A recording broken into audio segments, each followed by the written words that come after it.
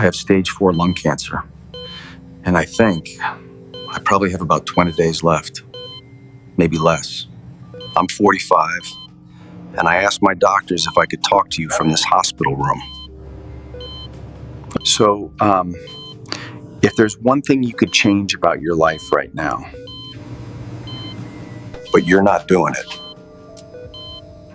you're probably making the same mistake I did. My doctor told me I have 3 weeks left. Just 3 weeks. 3 to 4 weeks, a 20-year marriage, a 17-year-old son, and 3 to 4 weeks. You know what's funny? The very first thing that crossed my mind was, but I have an important meeting tomorrow.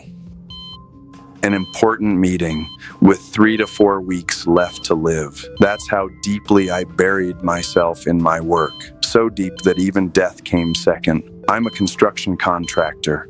For 20 years, I ran from one job site to another. Always the next project, the next bid, the next deal, the next paycheck. I'd wake up at 6 in the morning and come home at 11 at night. Even on weekends, I was working. I always said, this period is just busy.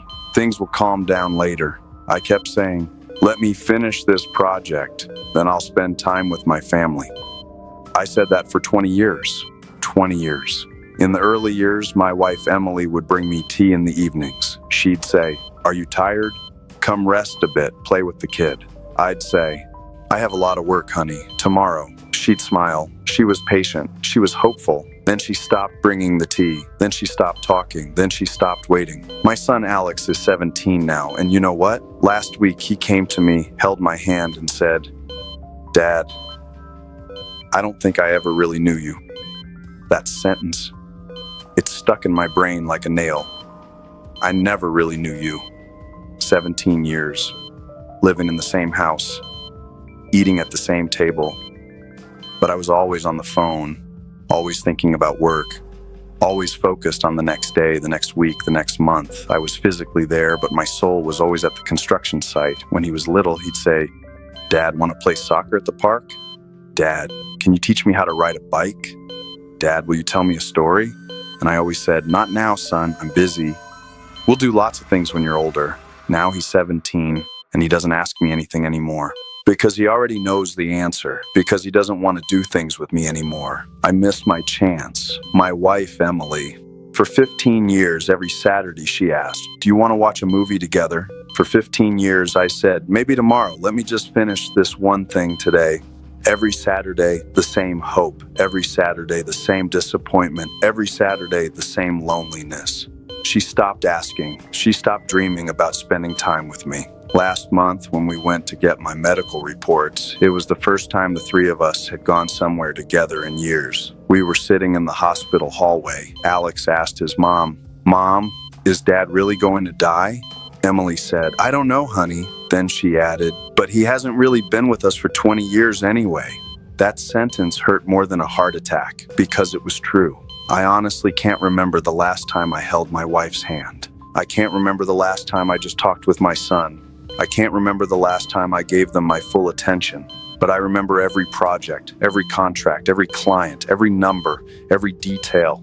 And now I'm here. I can't breathe. I'm dying. And not a single client has called. Not one business partner has visited. No project, no money, none of it matters. But my wife comes every day. My son comes every day. They hold my hand. Even when I can't speak, they stay. Even when I'm silent, they talk to me. I ignored them for 20 years. I put them second for 20 years. And yet, they don't leave me. That's the power of love. Maybe you're doing what I did 20 years ago. Maybe you're saying, I still have time. The kids are small. We'll spend time later. My spouse understands they can wait. Let me make money first, then I'll focus on happiness. I said all of that. I was 45. I thought I was young, healthy, strong. I thought I had 30 or 40 years ahead of me. I'll make it up when I retire, I said. I'll enjoy life then. I'll love fully then. No one warns you. No one says, get ready, you'll get sick in 6 months. No one says, this might be your last Saturday night. One day you're fine. The next day, a doctor says, stage 4. And suddenly you realize the things you gave 20 years of your life to mean absolutely nothing. I made money. I bought a house. I bought a car. People called me successful. They said, Michael works so hard. He's doing it all for his family. But I wasn't happy. I never was. Every night there was a hole inside me, and now I know why. Because happiness isn't in the future. It's not one day. Happiness is now, right here. It's watching a movie with Emily on a Saturday night, listening to Alex talk about school, sitting at the breakfast table on Sunday morning, not rushing, not checking your phone, just being there. Now I want to do these things, but I can't breathe. I get tired. I'm weak. Those 20 years aren't coming back. Those moments aren't coming back. Today, while talking to you, I thought, if I could talk to my 25-year-old self, first I'd say this: money matters, but you won't die from being broke. You will die from a lack of love. Hunger is temporary. Regret lasts forever. Second, success is not the goal. Success is a side effect of happiness. Be happy first. Success will follow, but success alone means nothing.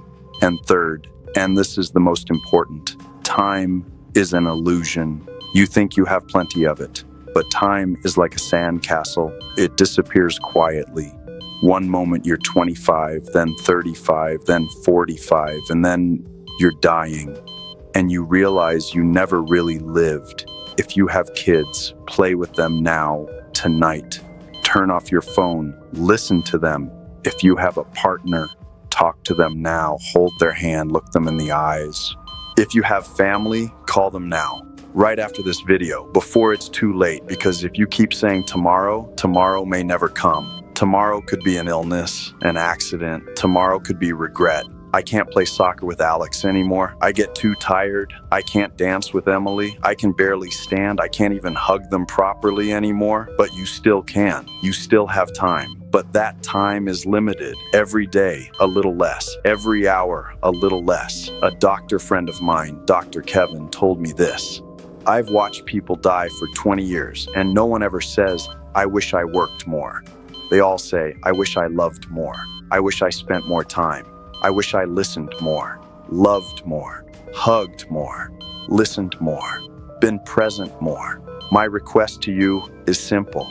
After this video, pick up your phone and call someone you love. Just say, I love you, nothing else. Because I learned this word too late. My time is running out. This might be the last video I ever make, but you still have time. Please, don't make my mistake. Work matters, but family matters more. Money matters, but love matters more. The future matters, but now matters more than anything. If this touched you, share it. Maybe it saves another family, another father, another marriage. Tell me in the comments, who are you going to call? What are you going to change?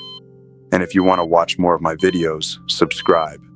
My time is short, but I still have things to say. One last thing. If you're at work right now, if you're busy, if you're saying, I don't have time, that's exactly why you needed to hear this. Because I said the same thing. I was always busy. I never had time. And time just keeps passing. Every second, every minute, every hour. So what are you going to do?